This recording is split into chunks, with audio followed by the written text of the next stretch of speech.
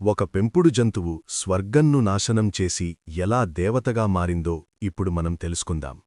మన భారతదేశంలో చాలా పురాతనమైన రహస్యాలు, సంప్రదాయాలు, ఇంకా మనకు తెలియని ఎన్నో కథలున్నాయి.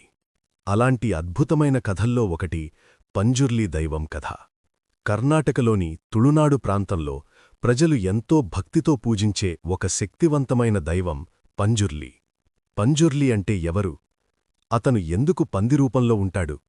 భూతకోల అనే ఆచారమేమిటి? ఈ వీడియోలో పంజుర్లీ దైవం గురించి ఉన్న పూర్తి కథను తెలుసుకుందాం. కైలాస పర్వతం, మహాశివుడు మరియు జగన్మాత పార్వతీదేవి నివసిస్తూ ఉండే స్థలం. అక్కడ అందమైన స్వర్గంలాంటి ఉద్యానవనం ఉండేది. ఆ ఉద్యానవనంలోకి దారి తప్పి ఒక పంది లోపలికి వస్తుంది. అది తన పిల్లల్ని అక్కడే వదిలేసి ఆ పంది శ్వాస వదిలేస్తుంది. అక్కడి నుండి ఆ చిన్న పందిపిల్ల ఆ ఉద్యానవనంలో తిరుగుతూ అరుస్తూ ఉండేది. అక్కడ ఉన్న పార్వతీదేవికి ఈ అడవి పందిపిల్ల కనిపించింది.